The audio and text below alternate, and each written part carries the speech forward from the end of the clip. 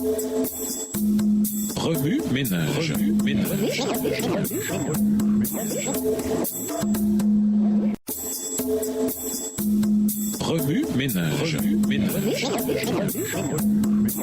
Bienvenue dans votre émission Remue ménage. Voilà la leçon de lundi, interpréter un mouvement mondial. Selon le message urgent de la fin des temps du premier des trois anges, la bonne nouvelle éternelle doit être proclamée à toute nation, à toute tribu, à toute langue et à tout peuple. Nous avons là une mission si grande et si complète qu'elle en est dévorante. Elle exige en effet nos meilleurs efforts et notre engagement total. Elle nous fait passer d'une préoccupation pour notre propre intérêt à une passion pour le service du Christ. Elle nous inspire quelque chose de plus grand que nous-mêmes et nous conduit hors des limites étroites de notre propre esprit vers une vision plus grande. Dans son livre A Quest for More, Living for Something Bigger Than You, une quête de plus, vivre pour quelque chose de plus grand que vous, Paul David Tripp aborde le besoin psychologique de chaque être humain de faire partie de quelque chose de plus grand que lui, ce qu'il a décrit lors d'une interview. Les êtres humains ont été créés pour faire partie de quelque chose de plus grand que leur propre vie. Le péché nous pousse à réduire notre vie à la taille de notre propre vie. La grâce du Christ nous est donnée pour nous arracher aux confins claustrophobes de notre petit royaume égocentrique et pour nous libérer en sorte que nous vivions pour les desseins éternels et les délices satisfaisants du royaume de Dieu. Living for something bigger than yourself, vivre pour quelque chose de plus grand que vous. Une interview de B&B Media Group,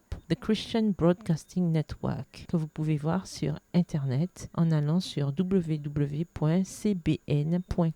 Il n'y a rien de plus inspirant, de plus satisfaisant, de plus gratifiant que de faire partie de mouvements suscités par Dieu afin d'accomplir une tâche bien plus grande que celle qu'un être humain pourrait jamais accomplir seul. Le mandat évangélique céleste décrit dans Apocalypse 14 est la plus grande tâche jamais confiée à l'Église de Dieu. Qu'est-ce qui pourrait être plus grand que de collaborer avec le Créateur du cosmos pour faire une différence éternelle dans l'univers? C'est là un appel pressant à engager nos vies dans la plus grande tâche du ciel, révéler au monde l'amour incompréhensible de Dieu avant le retour de Jésus. Grâce à une étude intelligente et approfondie de la Bible, les premiers adventistes ont acquis une compréhension croissante de la signification du message des trois anges. Ils ont senti que Dieu avait un message fait sur mesure pour toute cette génération, un message urgent de la fin des temps devant être proclamé à chaque nation, tribu, langue et peuple, afin de préparer le monde au retour de Jésus. C'est le message des trois anges qui a motivé les missions adventistes depuis leur tout début. En 1874, la Conférence générale a envoyé notre premier missionnaire en Europe. Ellen White appelait John Andrews l'homme le plus doué dans nos rangs. John parlait au moins 7 langues, pouvait répéter le Nouveau Testament de mémoire et connaissait une grande partie de l'Ancien Testament. C'était un érudit brillant, un écrivain prolifique, un prédicateur puissant et un théologien compétent. Mais alors, pourquoi envoyer un homme comme lui dans un endroit où il n'y a que très peu de croyants? Pourquoi envoyer l'homme le plus doué dans un champ missionnaire inconnu? Et pourquoi était-il prêt à partir? Sa femme était morte quelques années auparavant. Pourquoi était-il prêt à laisser famille et amis en Amérique pour faire voile avec ses 2 enfants vers une terre inconnue, risquant tout pour la cause du Christ? Il n'y avait qu'une seule raison. John Andrews croyait que Jésus revenait bientôt, que le message de la vérité de la fin des temps devait être transmis au monde entier et que rien ne devait le retarder davantage. Tout au long de notre histoire, nos plus brillants et meilleurs membres, professeurs, personnel médical, pasteurs, agriculteurs, mécaniciens, charpentiers, commerçants de toutes sortes, ont voyagé jusqu'aux extrémités de la terre pour proclamer le message de Dieu des derniers jours. Certains étaient employés par l'Église, mais ce n'était pas le cas de la majorité. C'étaient des laïcs qui croyaient au retour imminent de Jésus. La prédication de la bonne nouvelle éternelle franchit les frontières géographiques. Elle pénètre dans les régions les plus reculées de la planète. Elle atteint des personnes de toutes langues et de toutes cultures. Elle aura finalement un impact sur le monde entier. Qu'il est fascinant de savoir que notre message a atteint jusqu'à présent plus de 210 des 235 pays du monde reconnus par les Nations Unies. Remue ménage, après avoir regardé votre texte écrit et annoté, quels éclairages particuliers vos notes semblent-elles indiquer dans l'ensemble? Quelles questions émergent après l'étude de la leçon d'aujourd'hui? Quelle partie trouvez-vous difficile? Quels autres principes et conclusions découvrez-vous? Quel rôle pourriez-vous jouer et comment pourriez-vous le jouer le mieux possible dans la diffusion du message des trois anges louange à toute nation, toute tribu, toute langue et tout peuple. Au revoir. Et à demain si Dieu veut.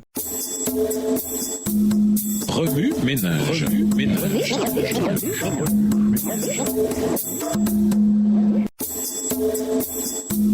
Remue ménage. Remue ménage.